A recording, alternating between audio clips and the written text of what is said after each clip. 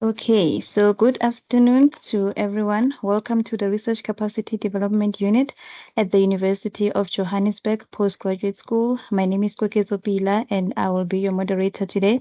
Please allow me to start off by thanking all our attendees for taking the time to join us today. And most importantly, we would like to thank our presenter, Dr. Dean van der Merwe, for his effort with preparing and giving this presentation. Before I officially introduce Dr. Dean to you, I would like to go over some housekeeping rules and important information. And so for the housekeeping rules, if you do have questions during the presentation, please raise your hand if you would like to speak or type your question in the chat box. I will then indicate to the presenter to address your question. And the recording link, as well as the presentation slides, will be uploaded on our Moodle community by the end of the week. And also, a feedback survey will be sent out during the session on the chat box. May we please request that you fill the survey out for us to get some insight on whether this workshop was useful and how we can improve in the future. And I will now introduce our presenter, Dr. Dean van der Merwe, by reading out his bio. So Dr. Dean is a senior lecturer in the Faculty of Education at the University of Johannesburg. He has taught various modules in the Department of Childhood Education over the past 6 years. Before that, he taught at a primary school for 2 years. He started his academic career with a bachelor's degree in foundation phase education, which he obtained from the University of Johannesburg in 2013. His postgraduate qualifications include a B.Ed honors degree, a master's degree, and a PhD from the University of Johannesburg. His research interest includes teacher education and development. He is particularly interested in how best pre-service teachers can be prepared for the profession. And without wasting any more time, I will officially hand over to Dr. Dean. Over to you, Doc.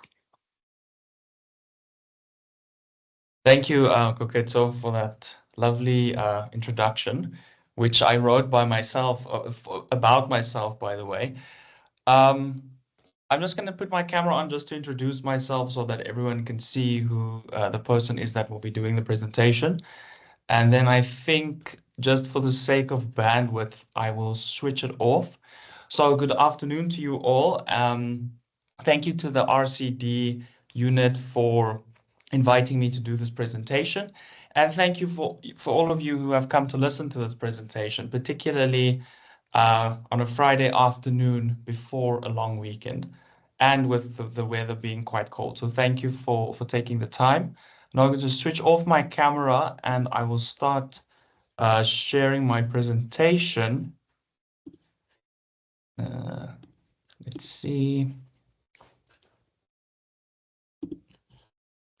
Okay, it's busy loading.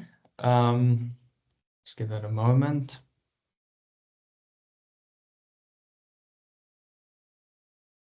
Okay, so the presentation should be visible. Can I please get an indication from someone if you can see it? Okay, great. I see some thumbs up. So the title of the presentation is, it looks like there's a question already. Oh, sorry, probably just an indication that the presentation is visible. So the title of the presentation is Thesis Format and Submission Procedure, specific to the Faculty of Education. But of course, you already know that because you signed up to join the presentation or to watch the presentation. So just to give you an overview of what I will be talking about, I will start with the thesis format in the Faculty of Education. Then I will move on to the submission procedures, also specific to the Faculty of Education. And then I will talk a bit about what happens after you submit. So I do want to preface the presentation just by saying that although I will be giving some broad guidelines on the format of the thesis within education, of course, this is not to say that this is exactly the things that you need to include in your thesis. There will, of course, be some nuanced differences depending on the discipline within education that you are researching. And your supervisor may also feel that you need to include some things that might not necessarily include in this presentation, and they might feel that some things should be a bit different. And even in terms of the structure, in terms of what typically goes into a chapter one, what typically goes into a chapter two, and so forth, that also although I'll be giving broad guidelines, that also will differ from each thesis to each thesis, depending, of course, on your specific study. So we'll start with the thesis format. And typically, a thesis is arranged according, I say typically because, like I just said, there can be some differences. But typically, you have your pre-pages, and we'll look at some examples in a moment of what this could look like. Then you have typically your chapter one, chapter two, chapter three, chapter four, and chapter five and chapter six, depending on your specific study. I know the students that I've worked with in the past only have 5 chapters, but I also know that some people have 6 chapters in their thesis. Some people have 7 or 8 chapters. So this is just what a typical qualitative study could look like. I should have also mentioned that when you do a quantitative study, I'm not too au fait with quantitative theses, but this is what a typical qualitative study in education could look like in terms of its format and its structure. So I just put a note there at the bottom, which I've already said, but that the structure can vary. So for instance, if you do a thesis by article, wherein you write 3 articles, and that then allows you to obtain your PhD, that of course, will look different than you doing a big qualitative research study. If you, for instance, and I know, I see a lot of colleagues that I work with so thank you, colleagues, for joining. If you, for instance, look at a module or you research a specific aspect of a module or of an intervention, or of a specific program that you want to study, in terms of its effectiveness, and what people learn from it. Typically, you would include all of that information pertaining to the module or the project or the program in a separate chapter. So then you could exceed the typical 5 or 6 chapters and go on to 7 chapters. So it really does depend on what you are studying. But I will also show you in a moment some things that typically go into chapter one, some things you typically should include in chapter two, and so forth. Just a note there, and I'm sure your supervisor would have also made you aware of this, and I'm sure, because this is a workshop on thesis format, that you would have done a master's study prior to this. But before you do a thesis in the Faculty of Education, before you embark on your study, you will need to apply for ethics before you start collecting data via the Faculty of Education Research Ethics Committee.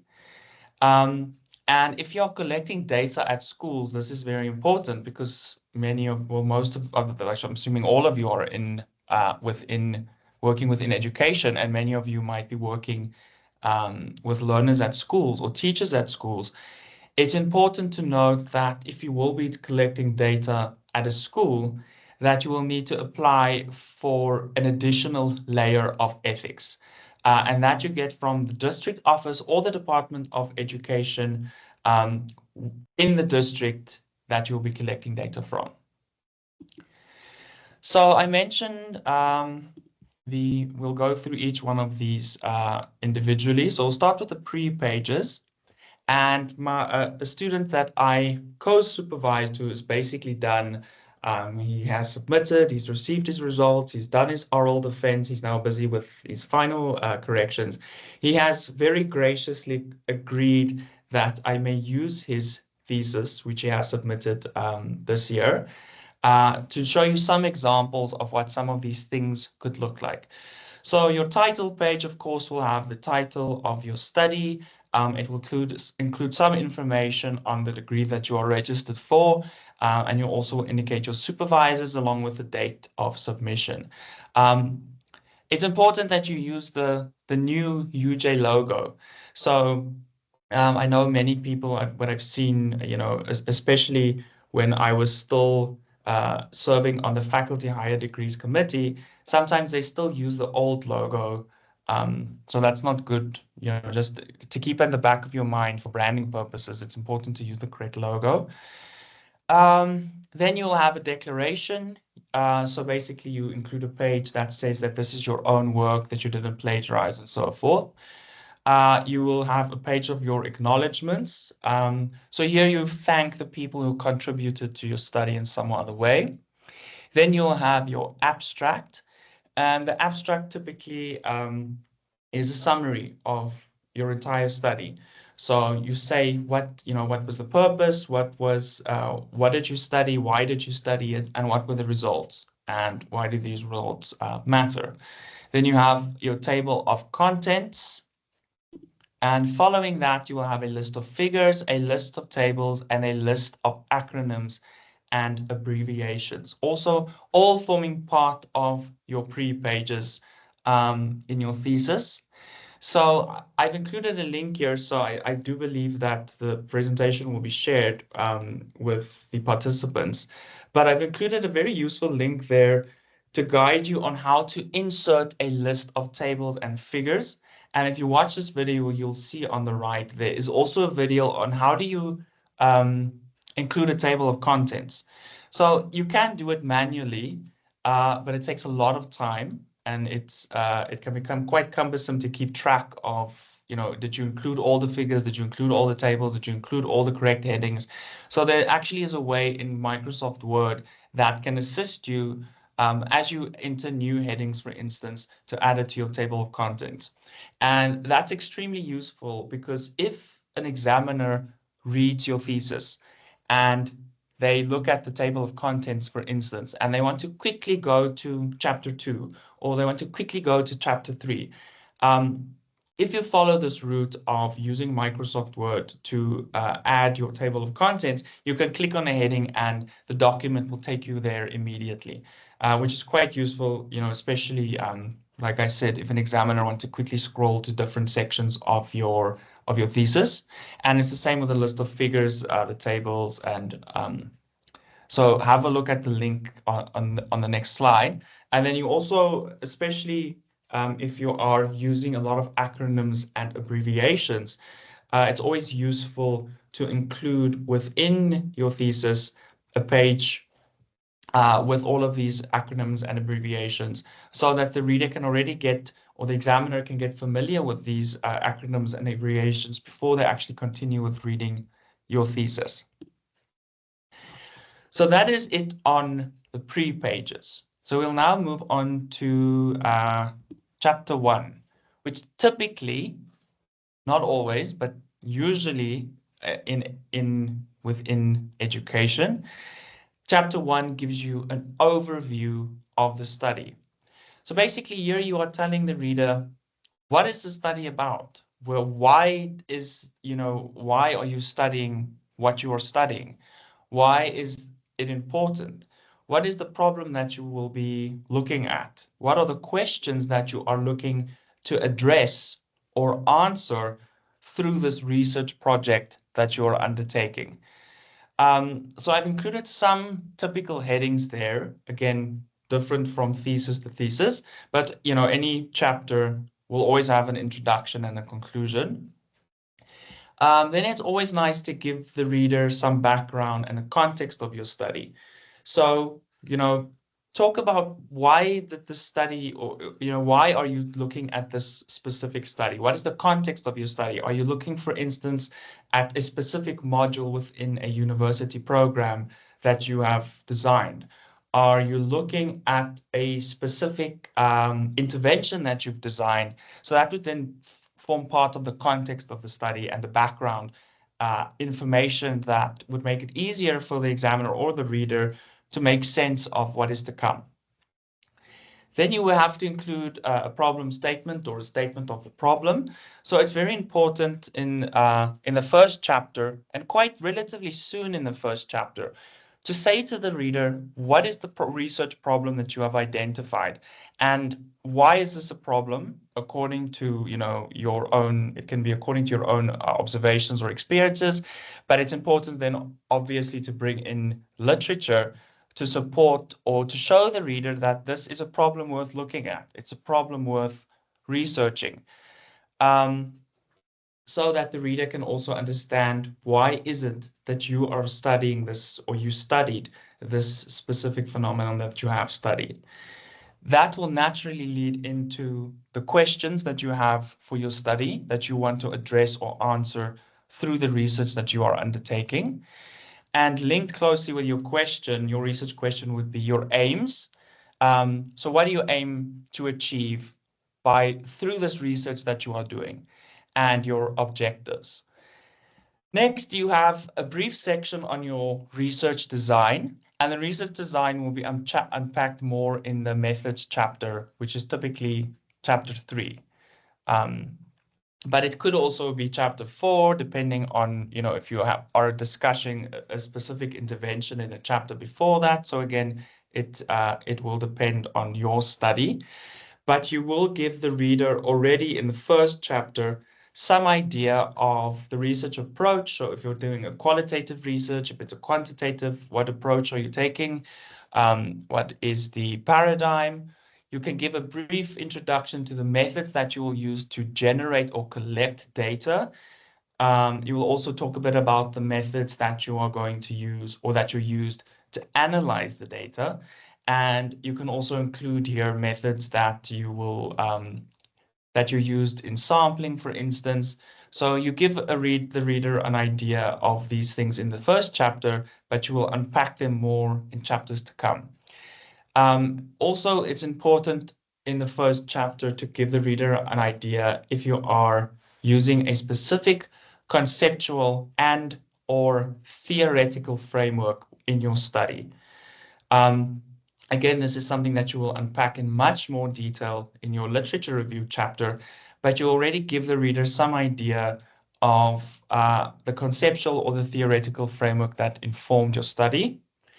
Next, you will provide a section on the ethical considerations. So it's important to show that you are aware of the things that you need to be aware of when you do research with human participants in terms of the ethical considerations. And you can, for instance, indicate that you applied for ethics via the faculty processes, and this is what it entailed. You also obtained consent from the participants and so forth. Next, it is usually advised to include a section towards the end of the first chapter that briefly unpacks the structure of the rest of your thesis. So, for instance, to say that you can include the heading and say structure of the study, and then say, for instance, chapter 1 provides an overview of the study, including the background, the statement of the problem, and so forth. Chapter 2 unpacks the literature related to the core ideas within the study and within my research questions. Chapter 3 unpacks the methods or the design of the study, as well as the methods used to generate, analyze data, and so forth. Chapter 4 deals with how the data or how I analyze the data and moved from codes to categories to the findings or the themes or whatever terminology you and your supervisor agree on. And then chapter 5 or / chapter 6 deal with the discussion of these findings and the conclusions that can be drawn from them. So that is basically, in a nutshell, some of the things you should consider including in your chapter 1 of your thesis. So chapter 2 typically or usually is the chapter in which you review the literature. So you will notice that I didn't, in the same way that I did with unpacking chapter 1, where I gave specific headings, for instance, background and the context, statement of the problem, and so forth. I didn't include specific headings here because really this will differ from from each thesis to each thesis. You, of course, will have an introduction to your chapter and a conclusion. But really here, the headings will depend on what is the literature that you are unpacking. What is important to keep in mind for your literature review chapter is that you should demonstrate so that you have read widely in relation to the concepts that are relevant to your research question or your study. So, for example, if you are studying something along challenges in reading, for instance, or if you want to study the effects of a specific intervention on learners' literacy skills, obviously then in your literature review, you will include or show that you are really up to date and familiar with the literature that talks about, for example, the state of literacy in the country.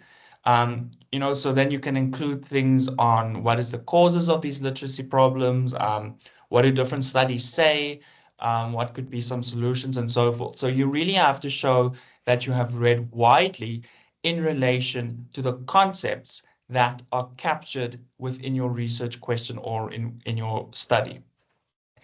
Here you will also draw on studies that are similar or things that obviously you won't have studies that are exactly the same as yours, because then, the question would be, why are you then studying this if it's done before?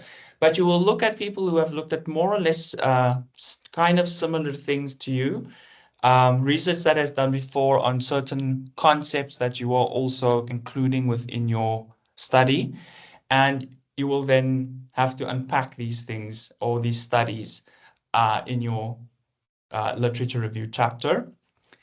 This is also where you can unpack, or you probably should unpack your theoretical or your conceptual framework. So some studies only draw on a theoretical framework, some studies only have a conceptual framework, some studies have both. So again, that is a conversation that you will have with your supervisor, and it also really will depend on your study itself.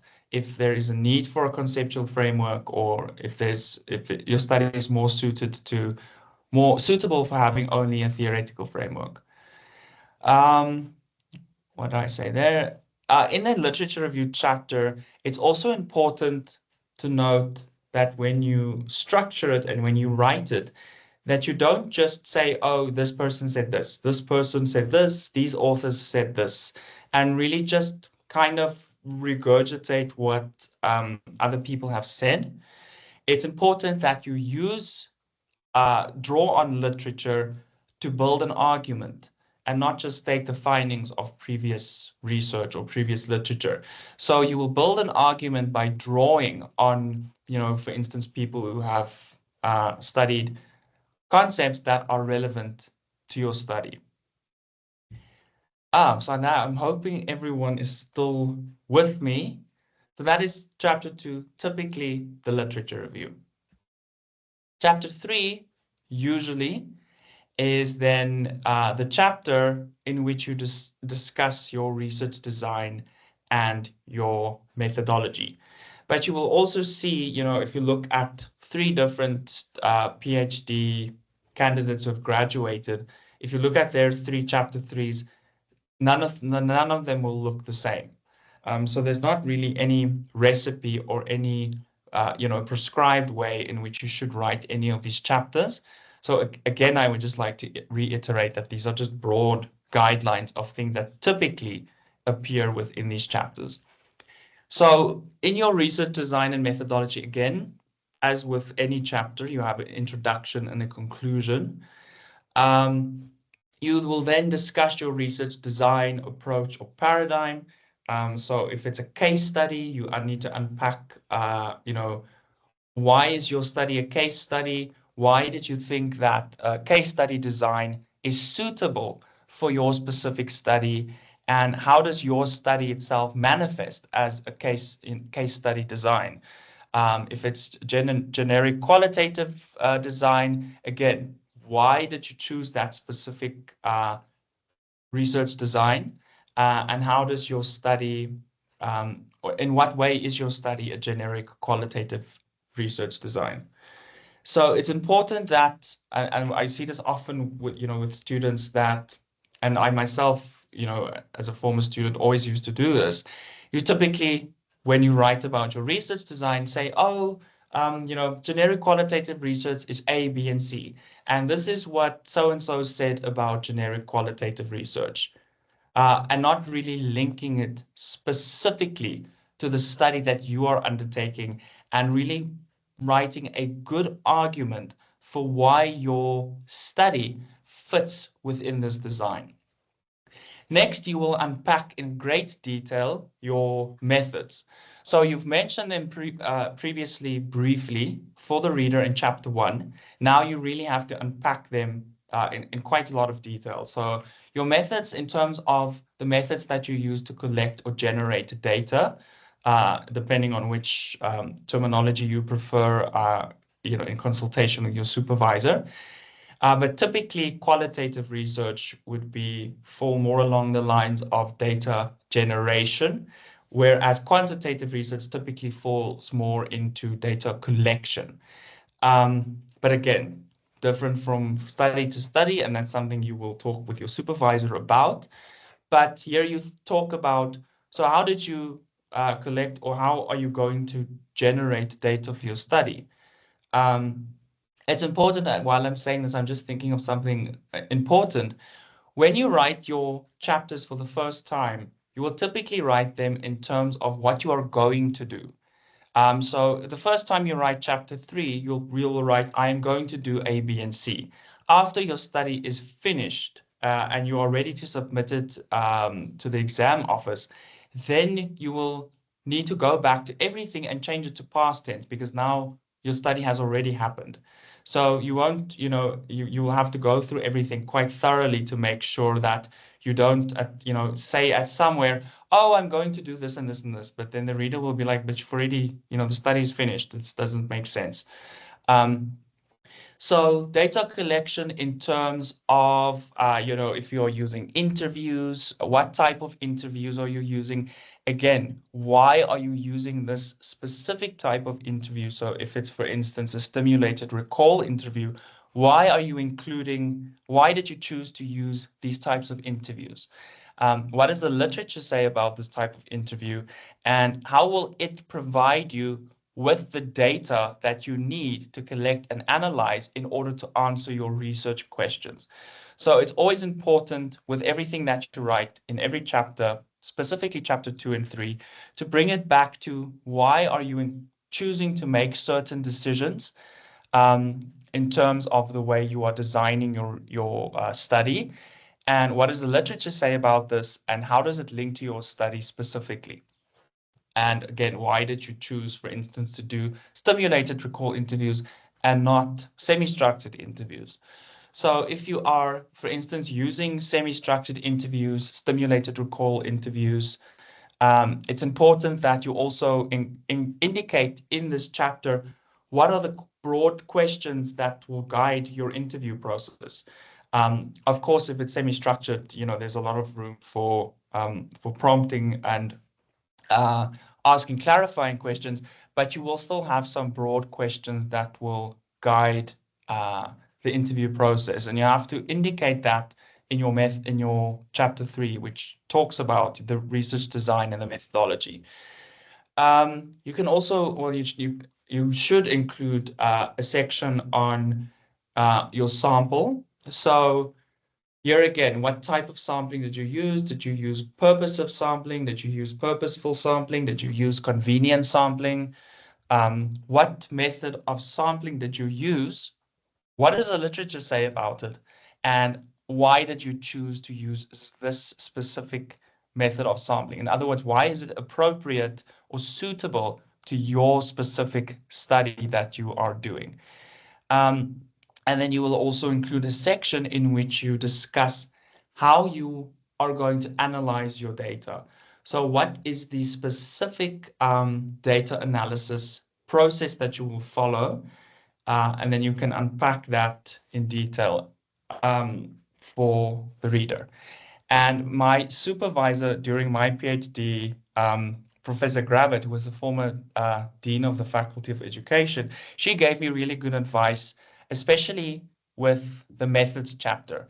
It's important not to try and include too many sources of too many different people because person A and person B, when they write about research design or paradigm, they might not have the same ideas as to what research design is, or they might have very different ideas in terms of how you should analyze your data. And trying to merge too many ideas from too many different scholars or too many different people can sometimes become a bit confusing, especially to you who's trying to make sense of all of this. So choose, for instance, one or two authors who write about data analysis, and if you find that you like the way in which they talk about data analysis and you think that it would be an appropriate method for you to use to analyze your data, stick with them instead of trying to include 4 or 5 or 6 different ideas from different people, because then it can become uh, tricky and confusing to navigate. In the methods section, you also typically would include a section where you discuss your positionality in relation to the research. Particularly, and I think of many of the colleagues that I mentioned that are here that work in the same department where I work. If you are researching, for instance, or you're working with students that you also lecture, clearly there are some things that you need to think about, because if you interview a student that you also lecture based on maybe a module that you designed specifically for this group of students, and you want to see what did they learn from this, they might be very tempted to tell you what you want to hear, um, because you are the lecturer.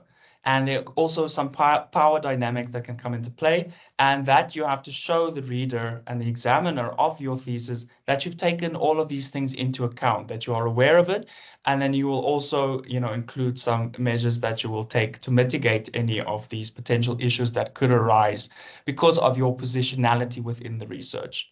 Um, and again, here you won't just write, based on what you think and what you experience. You also, like with anything else within a thesis, you have to draw in or draw on some literature.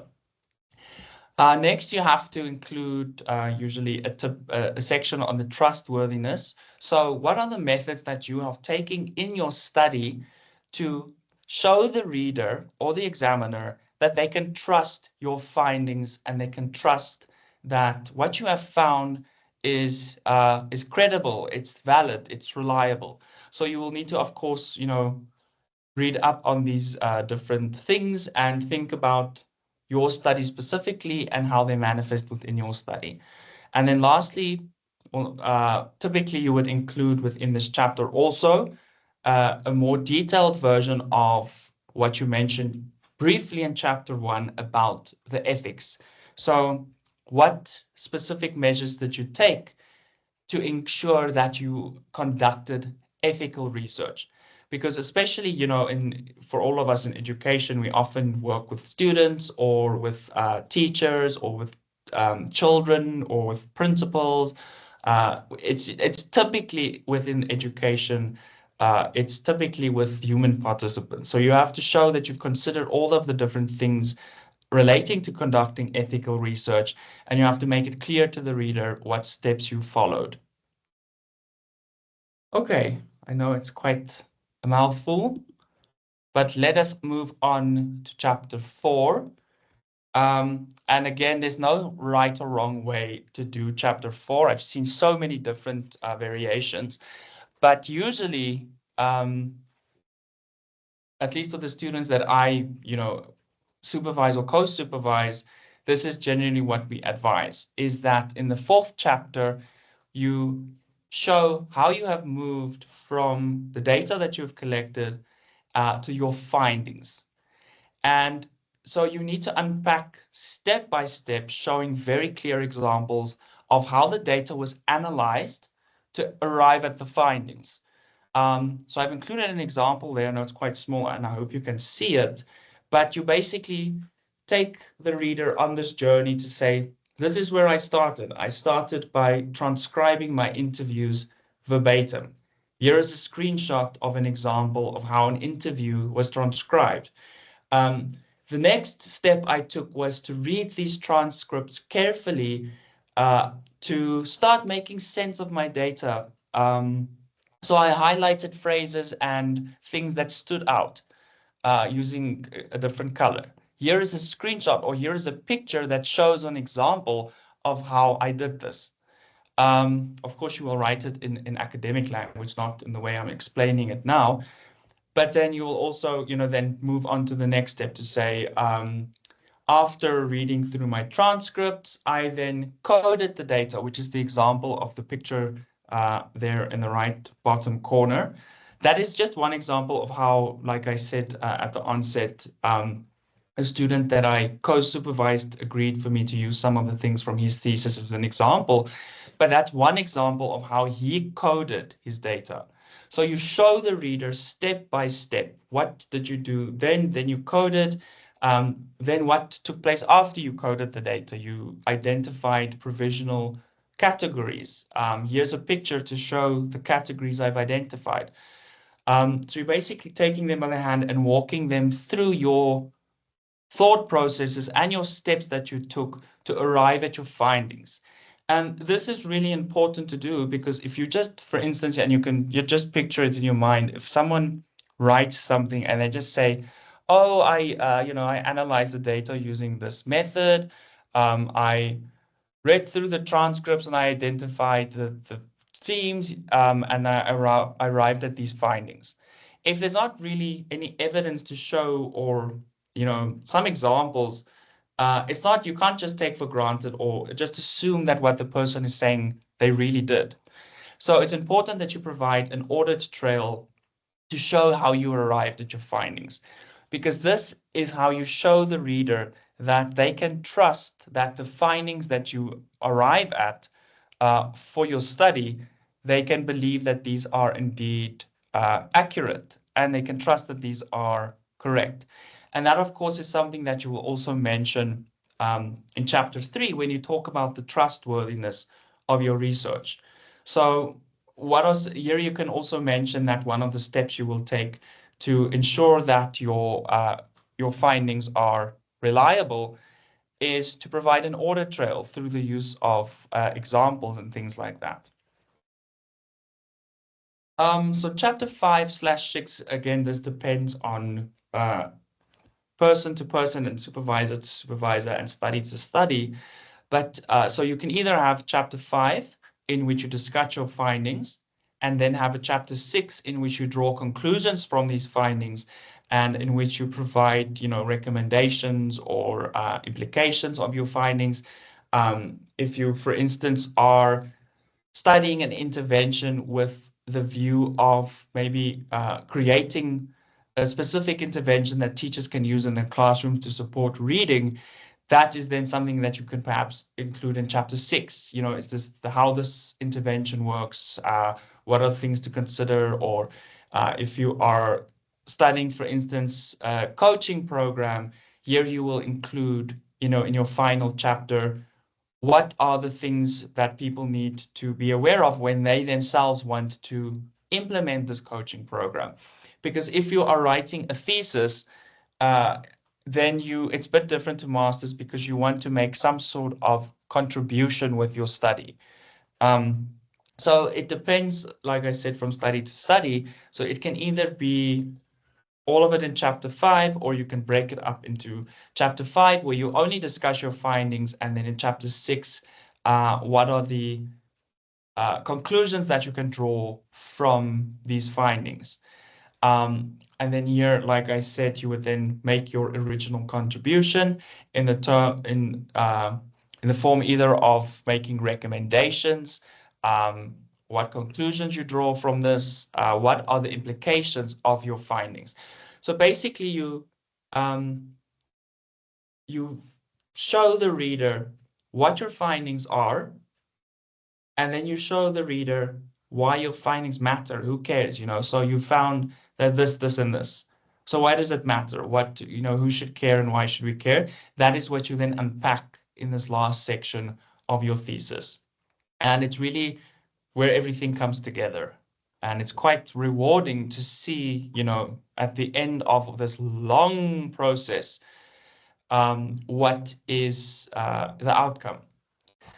There is a question: with details of how the intervention would take place be included in chapter 4? So it depends on how you structure your own thesis, but I would say that I would either include the intervention and how it took place in chapter 3, or I would include a chapter entirely dedicated to discussing and showing the reader what this intervention is and what happened and so forth. Of course, then you will collect data about this intervention that you have in your study, and that then would come through in how you analyze this data that you collected about your intervention. And then depending on what the intervention is, and if it's an intervention that you want to make public and you want people to be able to adopt this intervention for their own, in their own context and for their own purpose, then you could include that maybe as chapter 6 to say that this is the refined intervention based on the findings that I have. This is what should, or how this intervention should work through A, B, C, and D. I hope that answers your question. So after that, the last chapter, then of course you have your references and your addenda. And it's very important with references because I think sometimes, when we do these things, we think, they won't really, the examiners are not going to check my references. But I can assure you that they do check references. They check if you reference consistently. They check if your references that you use in text are in the reference list and vice versa. So it's very important that from the onset, right from the beginning, that you have a separate document where you capture all the references continuously. So if you're busy with chapter 1, for instance, and you more or less are almost finished with chapter 1, go through it carefully, make sure you reference consistently within the text, and then make sure that all of the references that you mention in chapter 1 are on your reference list. So create almost like a working document. And then do the same once you have done chapter 2 and once you've done chapter 3. It just makes it easier at the end for you to go through and check and make sure that your references are correct. And it's important, of course, to use a consistent reference style, particularly when you write your reference list at the end of that comes at the end of your thesis. So it's important that you don't use a mixture of Harvard and APA and some things that you just picked up along the way over the years and put all of that in. So choose a reference style from the get-go and stick with that. Then your addenda would include things like, your ethics certificate that you will receive from the ethics office after they've granted ethical permission for you to conduct your study. It will include things like your interview schedule. So the specific document that you used, for instance, during your interviews. Although you mention your questions in chapter 3, it's also important to include the specific interview schedule. It will include your consent forms. And if you have a lot of data that you've worked with and you want to show more examples as a means to show that your findings can be trusted, you can also include annexures of examples from those raw data. There's another question. Does the DOI need to be included for each reference on the reference list? That's a good question. I don't know if I have a direct answer, but I would say if an article has a DOI, rather include it than not include it. I don't think an examiner would specifically go and look and see, did this person include the DOI for every single reference on the reference list?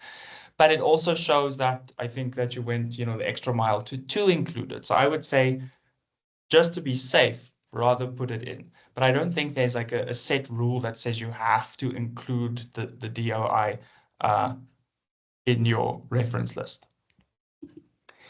So that is it on thesis format. So like I said, and I'll say one last time, your format and your structure will really depend on the study that you are doing. And it will also be in consultation with your supervisor. So your supervisor will probably show you some examples and say, oh, but you forgot this, you forgot this. Maybe include this in this chapter, you didn't do this. So this is just some broad guidelines of things that typically would appear in educational thesis. Do interview schedules also include the actual interview transcripts? So I would say that you wouldn't include the entire transcript because then your thesis will just become incredibly long with the addenda. So, but you can include an example from so to say you maybe like the first page, and you can then say within your study when you're discussing chapter 3 that you conducted semi-structured interviews. These are the questions that you asked. Refer to addendum B for an example or from an extract from an interview transcript to also show how you have transcribed it. Would I recommend reference generators like Mendeley? I don't know, Casey. That is a good question, also a difficult question. I think it would depend on you as, the individual researcher. I personally, I am old school, that I prefer to do everything manually. But if you find that something like that improves your referencing and it also makes life easier for you, and I would say, why not? Why not go for it, try it? But I still, even if you do use, a reference generator like Mendeley or some of the others that are out there, I would still recommend going through it carefully just to make sure that all the dots and all the commas and all the brackets are all in the correct place. So next, submission procedures. What happens if at the end of your study, you've now done or you're close to done? Let me just first see there's another question. If you conducted quantitative data collection, would you need to include an example of the raw data and clean data spreadsheets from SPSS? Yes, so I think whether you can collect quantitative or qualitative data, you do want to show the reader how you have engaged with this data. And I think linking it to the question about the interview transcripts, I think it would be useful to include also some of the raw data, especially if you connected quantitative data as an annexure to show the reader if they want to look at your data or some of your data. So I would say yes. So submission procedures. So I saw one of my colleagues, Ms. Ntigi Khasu, is in the room. She is, I think, probably very close to this process. She also won the 3-minute thesis competition the other day, just by the way. So that shows she's very close to completing and wrapping up this process. So what are the submission procedures? When you are close to finalizing your thesis, you will see that there will be a lot of to and fro with your supervisors. Almost weekly. Well, that also obviously depends on how quickly your supervisor provides feedback, but really trying to wrap everything together to make sure that there is consistency and coherence between chapter 1, 2, 3, and 4, and 5, that you've included everything, that everything makes sense, that there's a coherent flow. That generally towards the end of the thesis, takes a lot of to and fro. So if you almost think about it like a tennis match where you're on the one side, your supervisor on the other side, and the ball that you are constantly hitting to each other is your thesis. Because then they'll say, okay, no, but you quickly need to change this, or this doesn't make sense, or rewrite this, and then you'll send it back, and then they'll send it back again. And if you have more than one supervisor, it's like playing a three-way tennis match. But that process, it can be quite frustrating, I think, especially if you think you're so close to finishing, and then your supervisor says, okay, no, but actually, you missed this, or let's think about it something in this way. Uh, but hang in there because it is worth it in the end, and it really is so that you can present the best thesis that you can. You probably also, while when you are close to finalizing your thesis, your supervisor will schedule your second doctoral seminar. Um, so I think this will depend from supervisor to supervisor, but generally most supervisors won't wait until you're finished. They will wait until you're close to being finished, and then they will arrange a doctoral seminar, the second one, in which you will then get the opportunity to share with the academic community as well with your doctoral committee. What did you find with your research? What are your findings and why do they matter? And here, some of the people in the room, usually academics within the faculty, they will give you some feedback or some tips or some things where they think you might be able to strengthen your thesis. Obviously, your doctoral committee will also be there and provide some feedback. Thereafter, typically the supervisor would then arrange a meeting with the candidate, and you would go through these and think, is this feasible to include? Should I, include this? Does this comment make sense? So it's not to say that, because these people give you feedback that you necessarily have to go and change a lot of things or improve. It will be in consultation with your supervisor, who will then guide you on what to include. Thereafter, when you've done that and you really now are at the final stages, uh, the thesis typically would go for language editing. And language editing, from my experience, can be quite expensive. So it's something to keep in mind that if you are close to submitting, or if you, for instance, know that, okay, I'm going to submit next year, just already keep at the back of your mind that, if you don't have a bursary, or if you don't have a sponsor or something like that, that you might have to pay for the language editing out of pocket.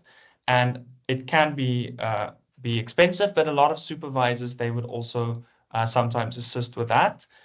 And it's important that you find a good language editor. So you don't want someone who's going to change necessarily your ideas in what you write. And this happens actually, I think, more often than people would think, is that you send your thesis to a language editor and it comes back and it's almost like your voice has been lost. So it's important for the language editor, um, for you to ask some people that you know who have recently submitted. Ask them, who did you use as your language editor? Would you recommend this person? Did they do a good job? Because the last thing you want to do is get someone who does a bad job with the work that you've taken so many years to complete. There's a question, is it possible to have a second doctoral seminar after final examination, or it always takes place prior? So from my experience, and certainly within the Faculty of Education, the second doctoral seminar almost always takes place before the final examination. We will chat in a moment about what happens after you submit and you get your feedback, because then you have, now in the Faculty of Education, we didn't have it before. It's only started this year, what is called the oral defense, which is kind of like a mini doctoral seminar, but there are also some differences. Um, so we'll chat about that in a moment. But typically, your second doctoral seminar would take place before final examination, because if you have your final examination and the three assessors have come back and they've given you feedback, it doesn't make sense to then have the doctoral seminar and then go and make some more changes based on the feedback from your doctoral committee and the broader academic community. Um, there's some more questions. When is the next graduation and what is the deadline for final submission to meet the next graduation? I don't know. Um, I know there is a question, there is a graduation on the 21st of October, but that, I mean, obviously you won't be able to meet that deadline. So I'm not sure exactly when the date is for the next Faculty Higher Degrees Committee meeting. Um, but if you're just talking in terms of final submission, I think typically in every academic year in the Faculty of Education, there is a submission date in May sometime, and then the final submission date in any academic year is the 31st of October. So if you manage to make that submission date, the 31st of October, then you will graduate next year, early next year. Does the university provide a list of language editors? Not as far as I'm aware of. I do recall some time ago, one of my colleagues mentioned that, especially within our department, because so many people have had so many bad experiences, that we want to put something like that together. But I don't think that ever materialized, and I don't think the university itself has such a list at this stage. I think it is a good idea to have a list like that in place. So that's something that I will take up with some of my more senior colleagues. But for now, I would recommend going by word of mouth and asking people if they would recommend someone. Is it possible to do these workshops after hours? I assume that question is not for me, it's more for the RCD. So I will let them respond to that in the chat. So after we can go back to the presentation. So after you've done your language editing, the Faculty of Education Admin Department will remind you close to your submission date that you must submit, and they will send you also a submission process document that outlines the process. So if you're, for instance, you registered in 2019 on the 1st of January, and you're doing your doctoral study part-time, that means you have 5 years to complete, which then would mean that your submission date would be on the 31st of October 2024. So close to that time, the Faculty of Education Admin Department will email you to say, your submission date is approaching, you need to submit by this date. Here is the submission process document. So what are some of the things that you need to submit? Or what are the submission procedures? So you will submit, obviously, your thesis, which you have completed, in PDF format, which has been language edited and it's been thoroughly checked by you and your supervisors. You also need to submit a permission to submit form, which your supervisor must sign. So if you feel at some point that, okay, I've actually had it now with this study, I think I'm ready. I don't really care anymore what my supervisor thinks or says. I'm now ready to submit. You can't submit that, just your thesis to the exam office and say, here you go, I'm done. You must submit it along with this form signed by your supervisor, or otherwise they won't accept your submission.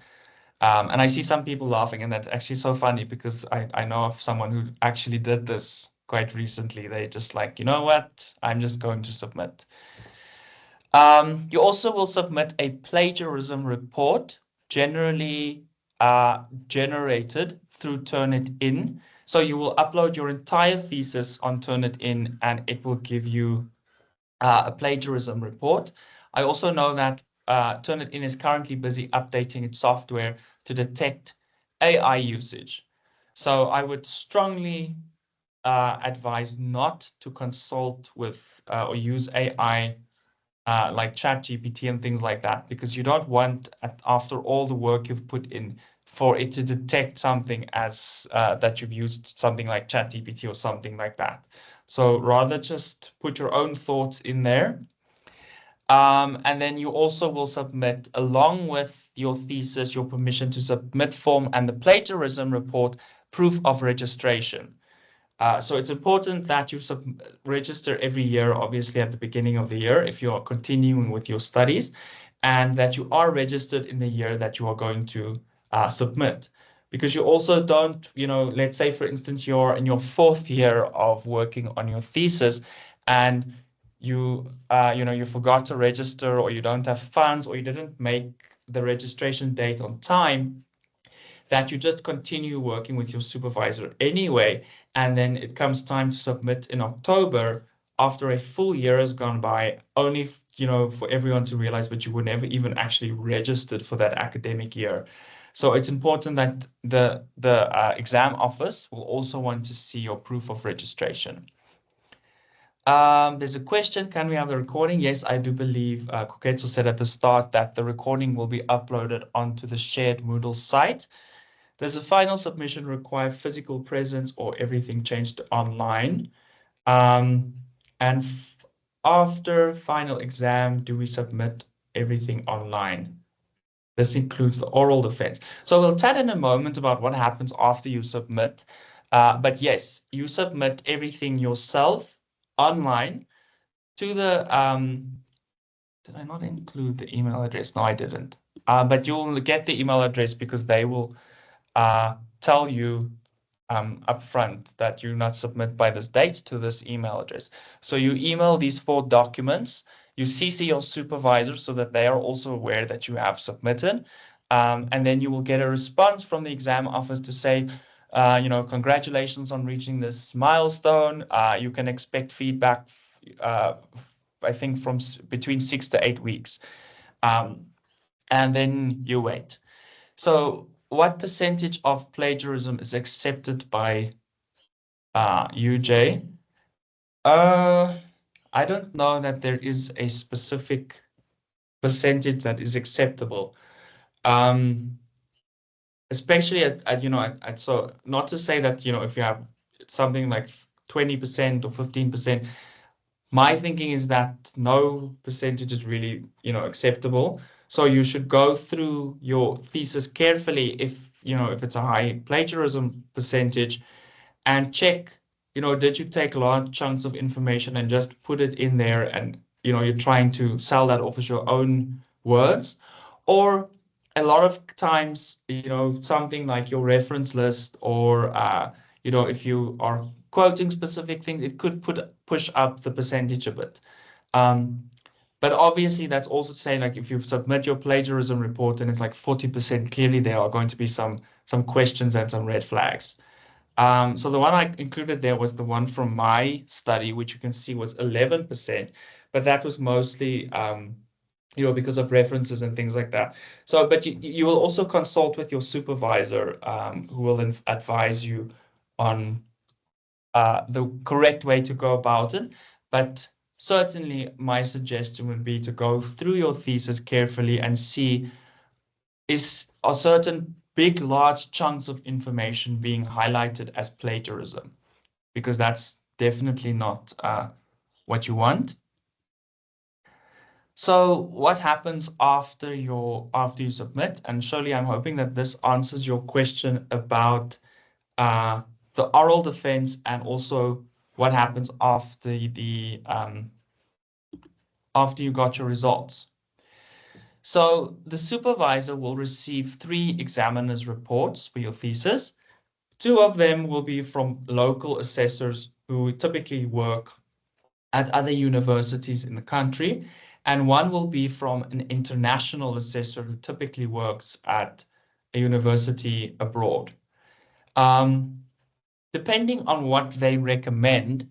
So if they say, they recommend that the thesis be accepted with minor revisions after being corrected in consultation or to the satisfaction of the supervisor, which is usually the case, your supervisor would then work with you, well, not with you on the revisions, they would advise you and guide you on the revisions that you should make. While that is busy happening, while you're busy working on the revisions, typically then the Faculty of Education Research or the postgraduate exam office would arrange your oral defense. So it's not arranged by your supervisor, it is arranged by the admin department that oversees the postgraduate qualification in which your study falls. And during the oral defense, which is online, your supervisors are invited to that session, but they can't say anything. So it's entirely your defense. So usually you start with a brief presentation on your, what was your study about, what did you find, and so forth. Then the examiners ask questions. So the colleague that I mentioned who allowed me to use some of his examples, who I co-supervised, I think he had his orals defense, I think it was last week or the week before that. So the examiners ask questions to which you then obviously respond. And you also show in your responses that you have thought about and you've engaged with their feedback and with their comments. Um, while this all is happening, a senior person who is usually at associate professor or professor level, they act as the non-assessing chair. So basically they chair this meeting. Um, so they say, okay, now candidate, you can respond. Examiners, do you have any more questions? And so forth. And the supervisors are there, but they only can observe. They can't say anything or, give uh, the candidate advice or anything like that. And you also have to keep on your video um, to show that, you aren't quickly Googling an answer or something like that. But definitely by the time you have completed your thesis, you should be able to talk quite comfortably about your study and about the findings and so forth.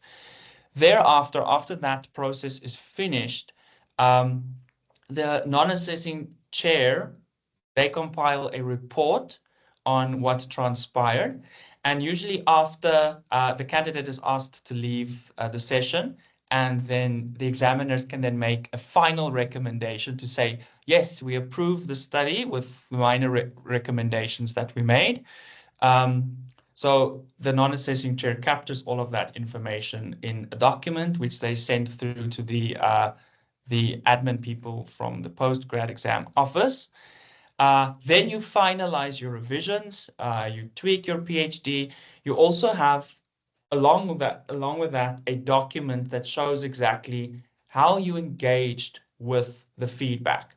So let's say, for instance, one of the comments is, oh, I think you should strengthen your theoretical framework on page 24 and maybe include a bit more information. You would then have a document in which you would say, this is the comment made by my examiner, this is how I addressed it, and this is the page in which you can find it on. So you submit your revised thesis showing the changes, along with a clean copy, not showing any changes, along with a document showing how you have addressed the changes. You submit that to your supervisor, who then submits your thesis along with the evidence of how you attended to the assessor's comments, evidence of 2 articles which you have submitted for potential publication, and the report from the non-assessing chair. All of those documents then go to the Faculty Higher Degrees Committee, and committee members from the Faculty Higher Degrees Committee, which usually consists of 2 academics, they go through all of this carefully to see whether or not you have completed the changes according to the satisfaction of your supervisor, and they would then either recommend that your results be approved, or if there's something missing, or if they're unclear of something, they would then request that information. After it's been approved at the Faculty Higher Degrees Committee meeting, it then goes to Senate, which is then the broader university committee, for final approval. If you have passed and everything goes through well through all of these approval processes, Your result will then shortly thereafter be captured on the ITS system. And then if you log into ULink, it would then say, if it's PhD in education, it would then say, I think it says passed or obtained. But anyway, it says that you completed your degree. And then shortly thereafter, you will be notified of your graduation date. Just one point that's also important, the issue of the 2 articles that you must submit for potential publication. So while you are busy with your study, or maybe even, if you're finished completely, you have to work on 2 articles that emanate from your studies findings, or it can also be a conceptual paper, but you have to provide evidence that you have at least submitted 2 articles for potential publication. So the articles shouldn't have been published in order for you to get your degree. You just have to show that you have submitted them. And typically when you submit an article for potential publication to a journal, they would respond with a letter to say, oh, thank you, we have received your submission for this article. It's now going into the review process, etc.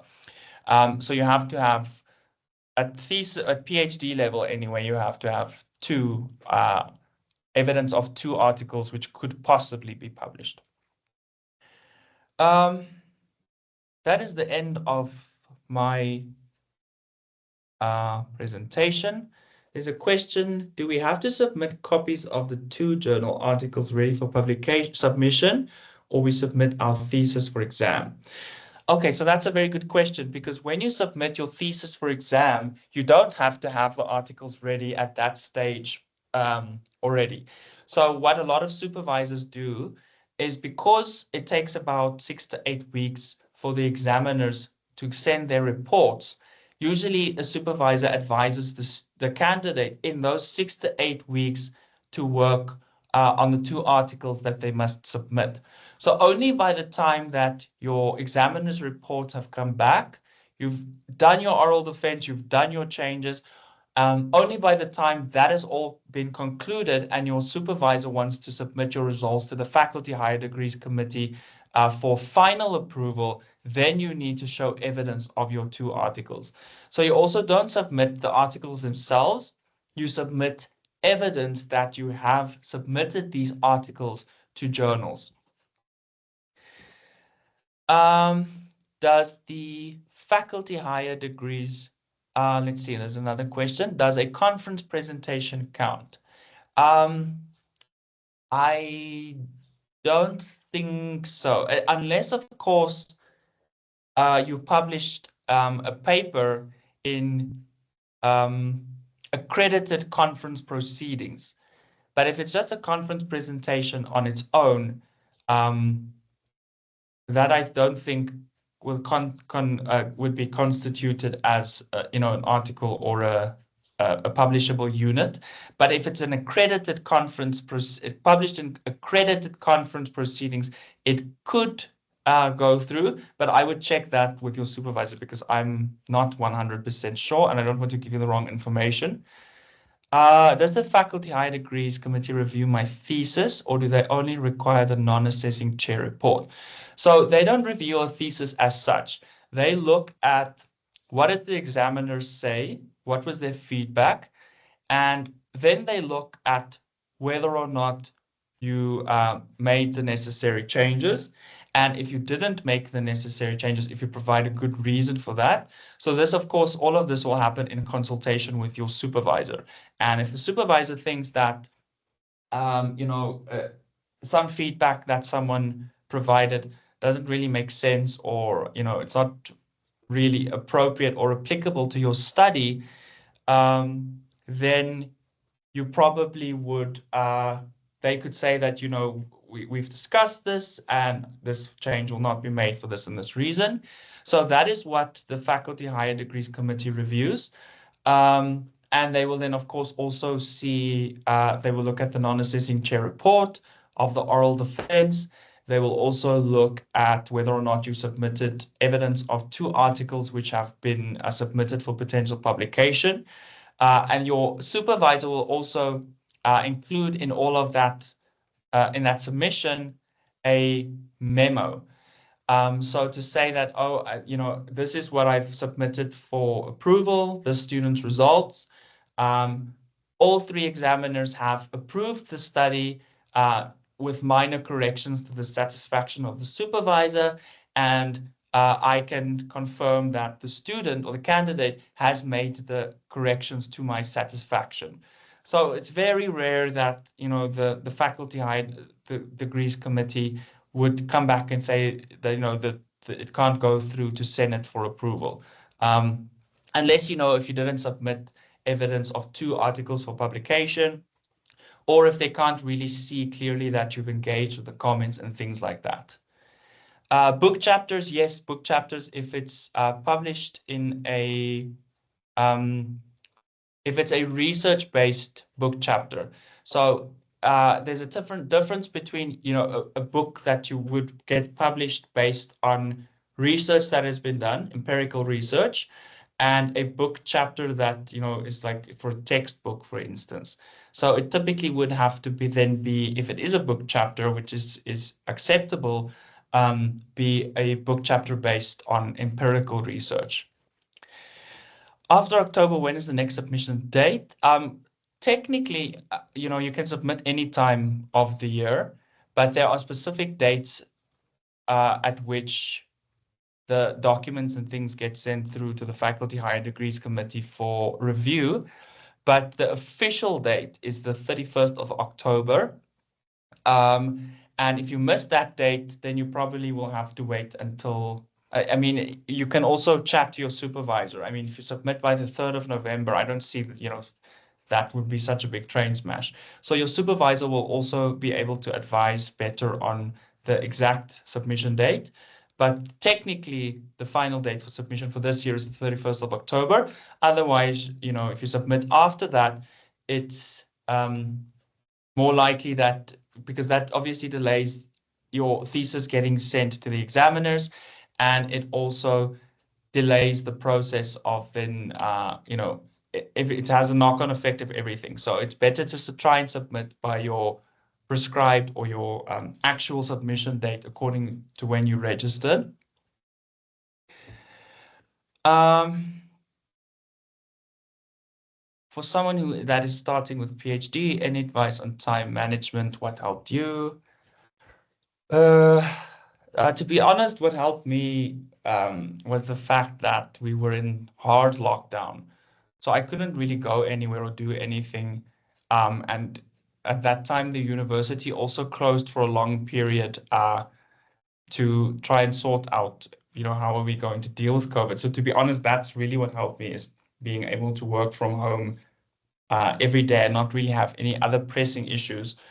Um, yeah, so time management is tricky. I think the best advice that I've ever received, and I've really received this advice numerous times, and from people like Professor Peterson, who was the Dean of the Faculty, Professor Sarah Gravett, who used to be the Dean of the Faculty, um, Professor Ramsrup, who used to be the former HOD of the Department of Childhood Education.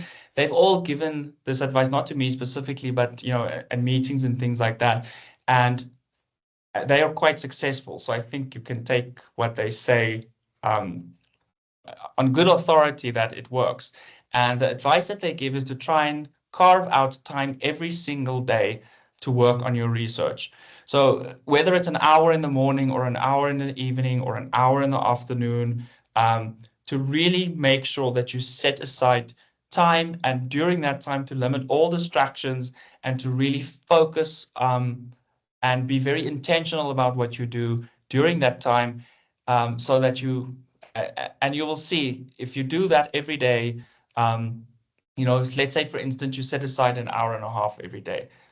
By the end of the week, you would have worked, how many hours? I'm not good at math, but so an hour and a half, so 3, 6, 7.5 hours. Clearly, in 7.5 hours of focused hard work, you can make a lot of progress quickly. But if you work on your thesis today or your research today, and you then stop for 4 days, and then you pick up again, and then you stop for 2 weeks, and then you pick up again, you also lose the momentum that you've built. So that is the advice that I would give for time management. Does this mean we are having three defenses? Um, Pre-defense, defense before submission, and oral defense. So the first two, they're not really, it's not really a defense. The first one would be your first doctoral seminar in which you present to your doctoral committee and the academic community what is it that you're planning to research and why. And they would then give some feedback in terms of things that they think you can include or things they think you should leave out or where you can improve your study. Um, the defense before submission, that would be your second doctoral seminar, in which you again show everyone what did you do and what did you find and why does it matter? And then you would then have your oral defense after the examiners have given their reports. So if they say that, we think you could have done this or you should have included this, you then show that you've thought about these comments that they've made, and this is how you've incorporated them into your revised thesis. You mentioned that using AI tools like ChatGPT must be avoided. However, there was a scholarship launch in the library on AI tools such as Tringa for academic writing, Scopus, etc., to use as guidelines. There is also an appendix form B for the use of generative AI. Does this mean this can't be accepted for submission? Um, I think this is a tricky question because it's quite new to all of us. So I think everyone is still trying to make sense of how to navigate this. Um, I think that if you use ChatGPT, for instance, to generate text that you include in your study. So let's say, for instance, you say, oh, ChatGPT, please write me an introduction for my chapter 2. And you put that in. I think that, of course, you shouldn't do and that shouldn't be allowed. And that might be picked up as plagiarism if Turnitin can identify that you used AI, because it should be your own ideas and thoughts coming through. But if you use ChatGPT or some other form of AI to improve your writing a bit, I don't know. I feel that there's still a bit of a gray area around that, particularly if you're writing a thesis or, if you're busy with your master's or something like that. I would chat to your supervisor and ask them what they think and what they would recommend. But I would certainly, you know, rather advise against it. Because people, when you are writing or when you're doing a thesis, you want to generate new knowledge, and it should be your knowledge entirely that you are generating. Um, but of course, I also say that, but also at the back of my mind, I'm also aware that something like Grammarly is also powered through AI, and Grammarly gives you advice on, where you can fix your grammar and things. And I personally can't, write anything without Grammarly. So it's a, a gray area, tricky one to navigate. I would say rather chat with your supervisor about what they would recommend and how, if you want to use it, what purpose do you want to use it for? Does this mean by the time you submit your thesis, you should have published from it already? Can I submit a copy of my manuscript with evidence from a journal that I have submitted the article? No, you don't have to have published. You only submit right at the end after you've even made your corrections. You just have to show evidence that you have submitted two manuscripts for potential publication. So, like I said earlier, if you submit an article to a journal, they would send you a letter to say, thank you, we've received this article. It's now being considered in the review process or whatever the wording they will use. That is what you need to submit. So you don't even have to submit the manuscript itself. But that's also not to say that you should go and upload a blank document and then get a letter to say, oh, thank you for your submission, because the journals would typically screen obviously the article that you submit to see whether or not it's suitable for the journal before they even send you that letter. Would submission after the 31st of October attract payment of tuition in 2025? while submission before does not? That's a good question. I'm not sure I'm really the best person suited to answer that, but I will try because someone asked us during our faculty board meeting yesterday. I think if you submit before the 31st, it's very likely that your results will be back before the end of the year, and that you would then be able to work on your and revisions and things like that. And that if you are able to submit your final with all corrections and everything having been done, I think by the second faculty board the second faculty higher degrees meeting next year, which should take place sometime in March, then you probably won't need to register. But if you submit after the 31st of October this year, I mean, it also depends, if you say after the 31st, how long after the 31st? I mean, if you submit next year, which is after the 31st, then clearly you will have to register. But if you submit by the 1st of November or like the 8th of November, then you probably still will be able to make it through without having to register and pay for your fees next year. But that is again something that the admin department they would be able to advise on. So have a look who is your academic or your, sorry, not your academic, your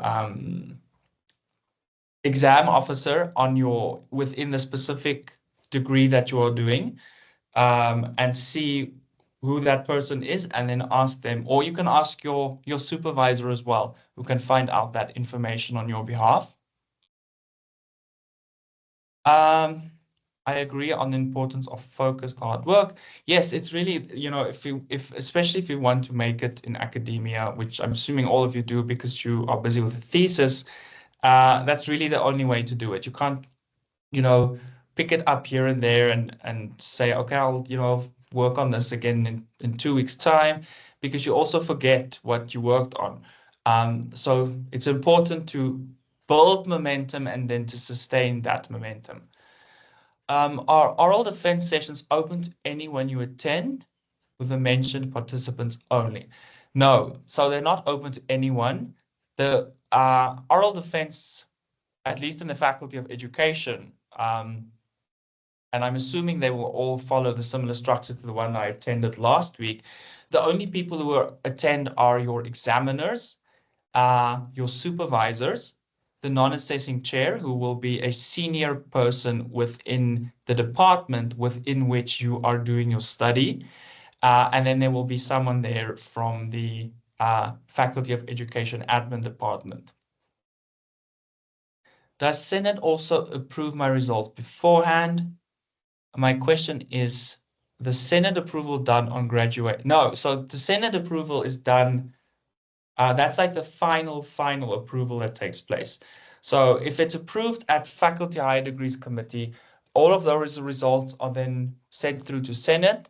I'm actually not sure what happens at Senate. I've never been to a Senate meeting. It's for the really, really high level people in the university, but they then would probably just have a look to see if everything is in order.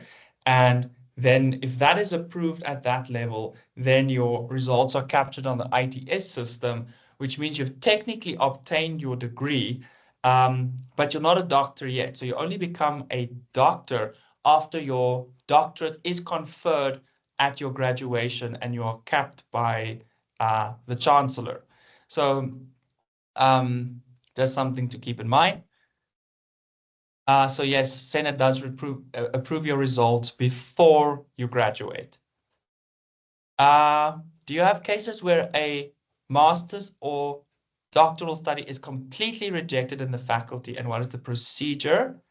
Or final exam feedback always refers to minor or major revisions until accepted?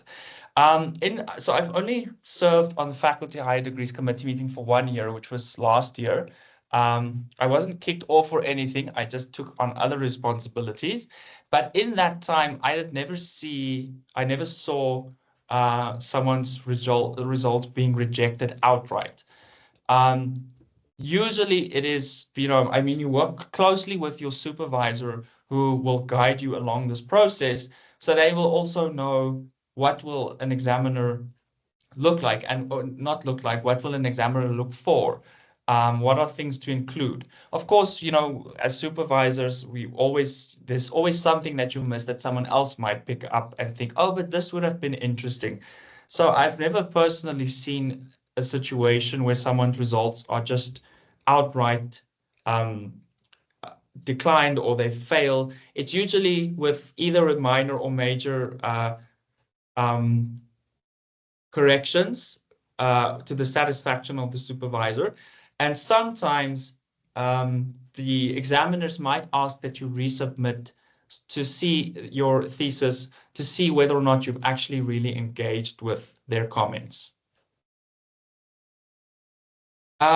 So to answer your question, it's not easy to fail a master's or a doctorate degree because of all the guidance and support that you get and the opportunity to really engage with the feedback. Unless, of course, you know, your supervisor has no clue what is going on and they really guide you uh, on the wrong path. That's why it's important to have a good supervisor. I think that is all, Koketo, from the questions that I can see.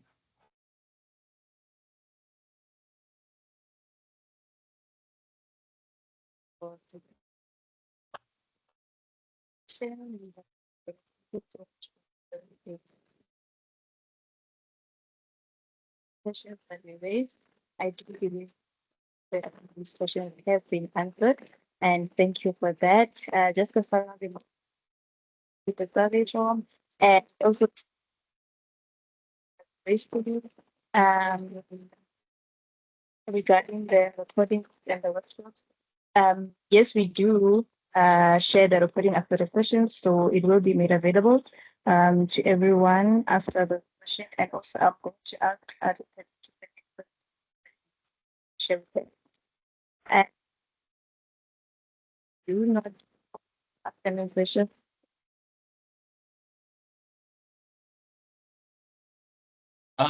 But Okay, so your audio is not coming. I'm not sure if it's just me, but I can't really.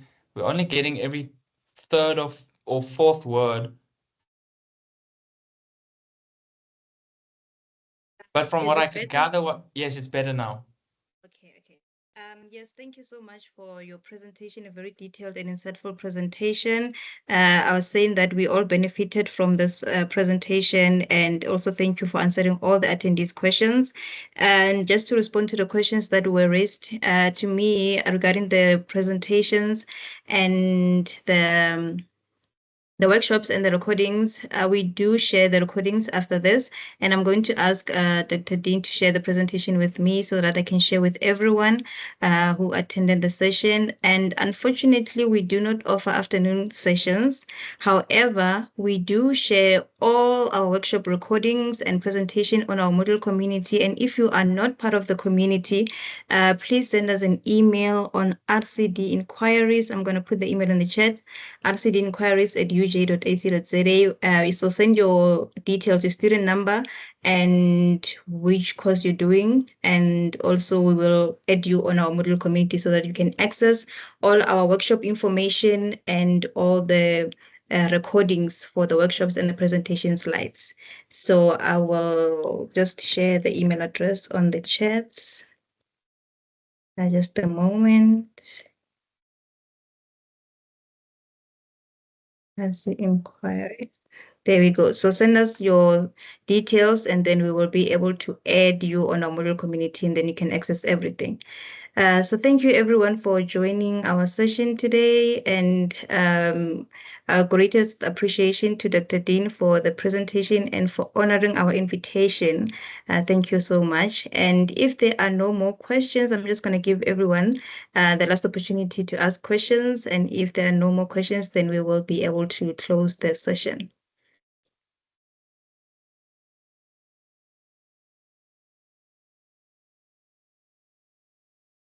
Okay, I see a hand is up, so I'm just going to unmute you, Shelly, so you can ask your question. Yes, you can unmute yourself and then ask your question.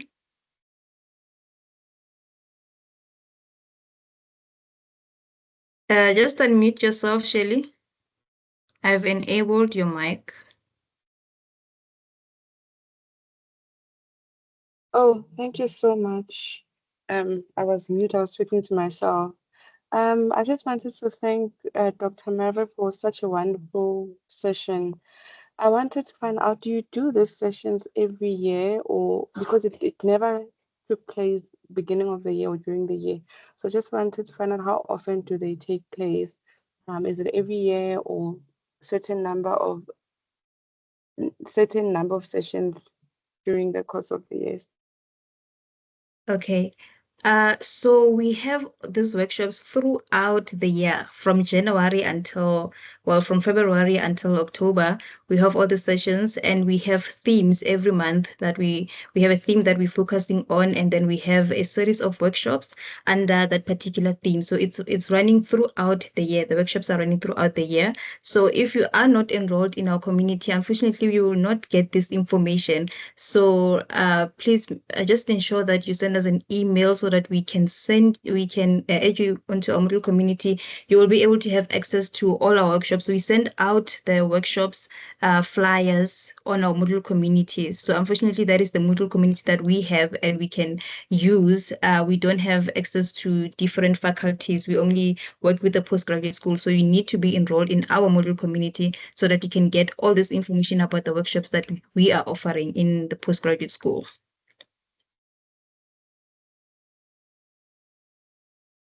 So again, that is the email address that you can use to send us an email, and then we can add you on our Moodle community. And once again, thank you very much to everyone that has attended.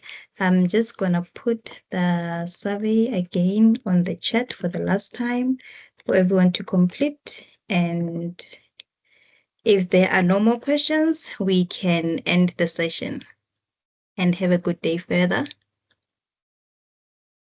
Bye, everyone. Thank you. Thank you.